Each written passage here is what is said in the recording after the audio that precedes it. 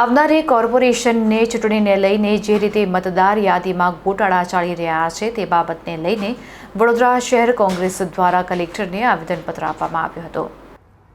વડોદરા શહેર કોંગ્રેસ દ્વારા પ્રમુખ ઋત્વિક જોશી તથા વિપક્ષી નેતા ચંદ્રકાંત ભટ્ટુની આગેવાની હેઠળ આવનારી કોર્પોરેશનની ચૂંટણીને લઈને જે રીતે મતદાર યાદીમાં ગોટાળા ચાલી રહ્યા છે તેને લઈને કલેક્ટરને આજરોજ એક આવેદનપત્ર આપવામાં આવ્યું હતું। તો જે લોકો મરણ પામેલા છે તેઓના પણ મતદાર યાદીમાં નામ છે અને જેને લઈને ભારે સૂત્રોચ્ચાર સાથે કલેક્ટરને આવેદનપત્ર આપવામાં આવ્યું હતું। ત્યારે મોટી સંખ્યામાં કાર્યકર્તાઓ પણ જોડાયા હતા અને મતદારની યાદીમાં જલ્દીમાં જલ્દી સુધારા કરવામાં આવે તેમજ વિપક્ષ તરીકે અમને મતદાર યાદી સાચી યાદી આપે તેવી રજૂઆત કરી। આવનારા દિવસોમાં જો અમારી માંગ પૂરી નહીં થાય તો ઉગ્રમાં ઉગ્ર આંદોલન કરીશું તેવી ચીમકી ઉચ્ચારવામાં આવી હતી।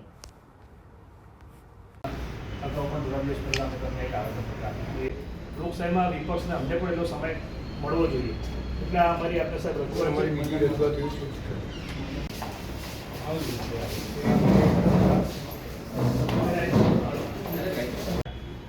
કે જે મૃત્યુ પામેલા લોકો, ડબલ વોટર્સ, સ્થળાંતર કરેલા લોકો એ બધાના નામો એ યાદીમાં છે અને આપણા 3 મુદ્દા જોઈએ કે એક તો અમને 1 થી 19 નંબરની વોર્ડની ફોટાવાળી મતદાર યાદી જોઈએ છે। બીજું જે અનામત બેઠકોની યાદી છે એની કોપી પણ અમે એટેચ કરું છું।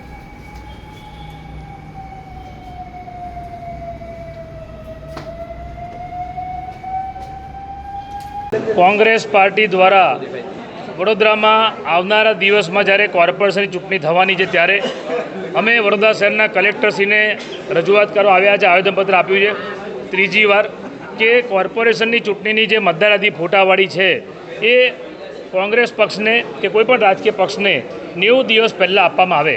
કારણ કે ગત ચૂંટણીમાં અનુભવ થયેલા છે કે એક મહિનામાં 30 દિવસમાં મતદાર યાદી આપે એમાં કોઈ કામગીરી થતી નથી। અમારે વોટર્સનું વેરિફિકેશન કરવું છે કારણ કે આખા દેશમાં જે રીતે વોટ ચોરીનો મુદ્દો ઉઠ્યો છે, અમારી પાસે કલેક્ટર સાહેબે જે મતદાર યાદી આપી છે 2024ની અને 2025ની 2 વોટર લિસ્ટની કોપી અમારી પાસે છે, પરંતુ એમાં જે મૃત્યુ પામેલા લોકો છે, જે સ્થળાંતર થયેલા લોકો છે, એકના એક નામો રિપીટ થઈ રહ્યા છે। આજે અમારી પાસે એવો પુરાવો છે કે 10 વર્ષ પહેલાં જે વ્યક્તિ મૃત્યુ પામેલ છે એનું નામ આજે પણ મતદાર યાદીમાં છે।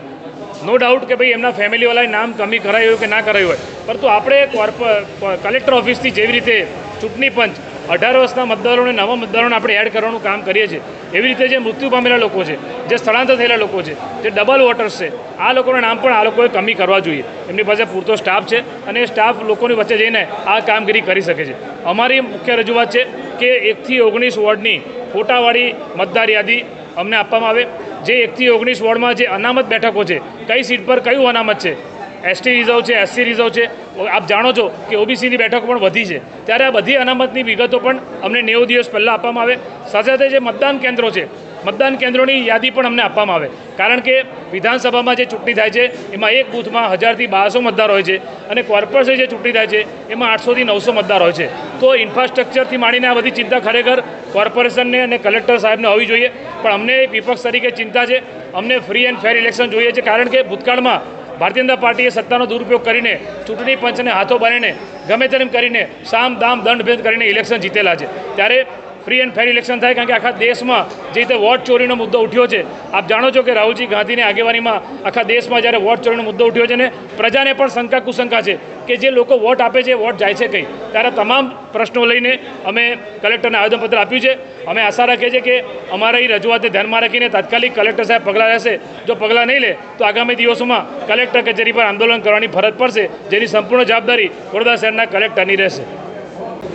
આખા દેશની અંદર એક વ્યક્તિ રાહુલ ગાંધીએ મતદાર યાદી ચેક કરીને સાબિતી સાથે સરકારને અને લોકોને જગાડ્યા। લોકોની અંદર જે ડર હતો એ આખા હિન્દુસ્તાનની અંદર દરેક પાર્ટીના કાર્યકર્તાઓનું ડર જો કોઈએ કાઢ્યું હોય તો રાહુલ ગાંધીએ કાઢ્યું છે। અહીંયા અમારા પ્રમુખ અને અમે લોકો વારંવાર મતદાર યાદી ચેક કરવાનું, મતદાર યાદી વહેલી આપવાની, મતદાર યાદીમાં જે ગોટાળા ગયા વખતે હું પોતે એનો સાક્ષી છું કે મારી ચૂંટણીની અંદર જે સીમાંકન થયું એના 12 મતદારોએ 1000 નાખી દીધા, એના લીધે મારા 2 ઉમેદવાર હારી ગયા।